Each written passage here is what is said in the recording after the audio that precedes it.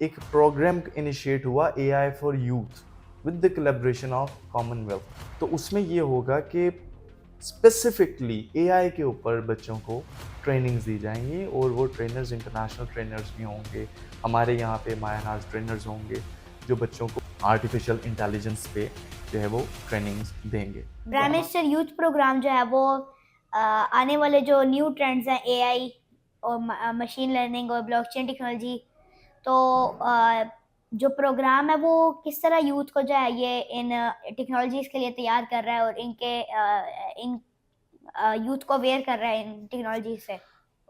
Commonwealth की जो जब जनरल सेक्रेटरी आई यहाँ पे तो इन्हीं ट्रेंड्स के ऊपर बात हुई और हमें इस चीज़ का बड़ा एहसास है कि जो अब नेक्स्ट जो दौर आ रहा है वो एआई का है, मशीन लर्निंग का है, एनएलपी का है, एलएलएम का है।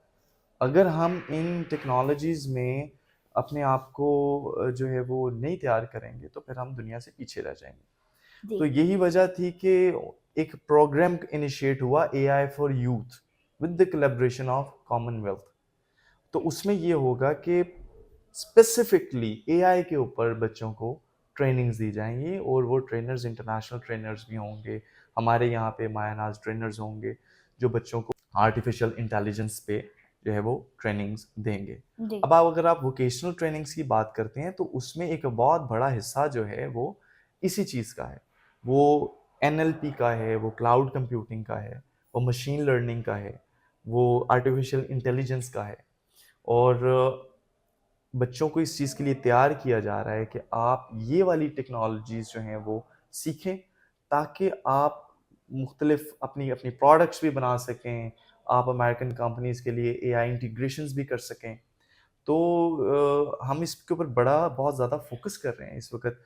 जितनी भी कंपनीज़ के साथ मेरे भी एमओयूज़ हो रहे हैं वो स्पेसिफिकली इसी चीज़ के ऊपर हो रहे हैं कि आपने एआई और एमएल, बाकी टेक्नोलॉजीज़ तो आप सीख लेंगे, तो आप सीख लेते हैं जिस तरह जो लैंग्वेजेस हैं, पाइथन है और बाकी जैसे रिएक्ट है, रिएक्ट नेटिव, ये सारी चीज़ें तो आप सीख लेते हैं।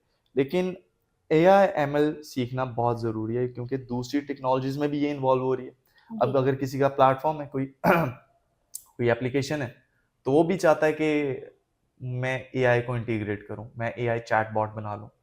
अब अगर कोई सेल्स का किसी का है तो वो कहेगा मैं कन्वर्सेशनल एआई बना लूं। तो ये बनाएगा कौन?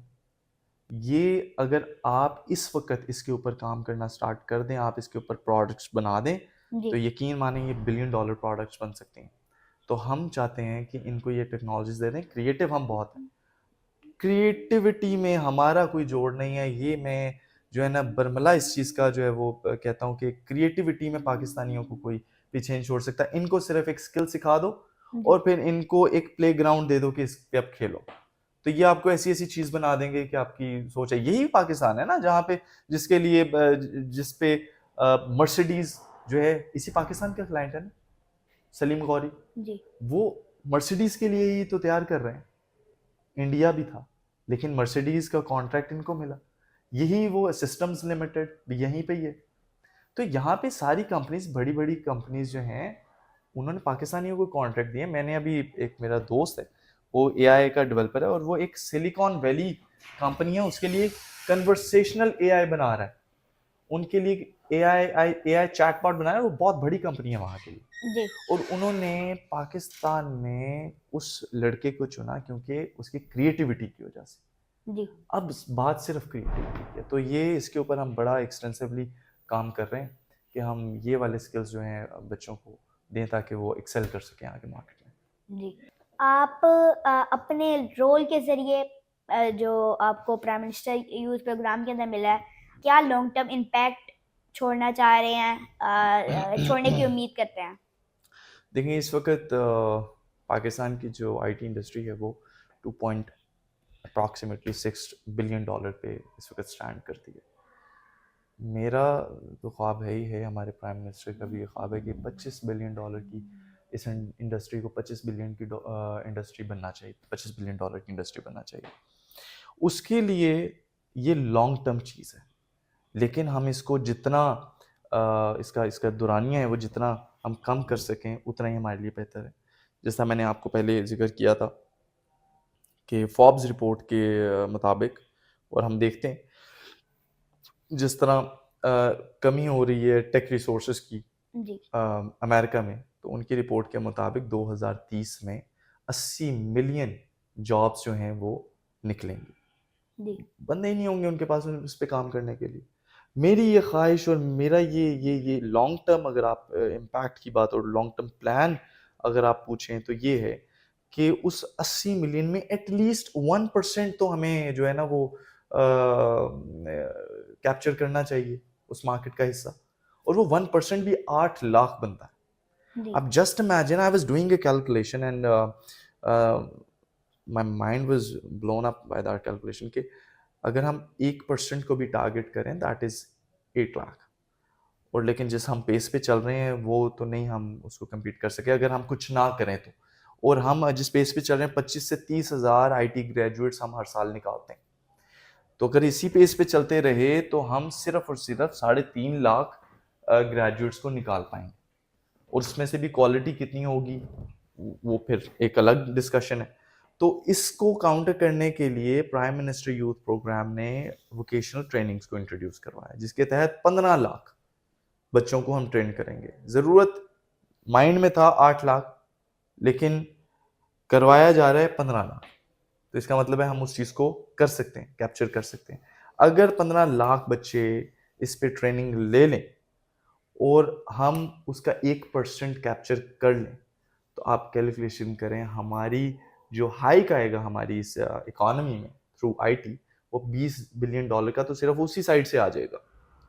और बाकी इसमें अभी स्टार्टअप्स नहीं है, इसमें अभी दूसरी कंपनीज का शेयर नहीं है, रेवेन्यू नहीं है। ये जी सिर्फ एक चीज़ की कैलकुलेशन मैंने आपको बताई है। आपका जो एक बहुत बड़ा चंक है वो फ्रीलांसिंग से आता है। अगर आप नेटसोल को देख लें, सिस्टम को देख लें, दूसरी कंपनीज को देख लें, तो इसका अप्रॉक्सीमेटली $500 मिलियन इनका शेयर है जी इस इकॉनमी में। लेकिन बाकी जो आ रहा है वो दूसरी चीज़ों से आ रहा है, वो हमें फ्रीलांसिंग से आ रहा है, वो दूसरी छोटी मोटी कंपनी से आ रहा है, जो बच्चों खुद बनाई हुई हैं, जो खुद एफर्ट कर रहे हैं, वो उन कंपनी से आ रहा है। तो लॉन्ग टर्म प्लानिंग यही है कि ज़्यादा से ज़्यादा बच्चों को इंटरनेशनल मार्केट में एक्सपोज किया जाए, जी इनको इंट्रोड्यूस करवाया जाए, ताकि एक इकॉनमी में एक हम अपना किरदार अदा कर सकें। तो लॉन्ग टर्म इस वक्त प्लान यही है सिर्फ कि हमने आईटी को अगर देखा जाए, बाकी तो दूसरे डोमेन्स में है, लेकिन आईटी को अगर देखा जाए तो हमने जो है वो इस इंडस्ट्री को $25 बिलियन की इंडस्ट्री हमने बनाना है इंशाल्लाह। जी, तो जो फ्रीलांसर्स है, ये प्राइम मिनिस्टर यूथ प्रोग्राम जो है वो फ्रीलांसर्स के लिए स्पेशली क्या कर रहा है?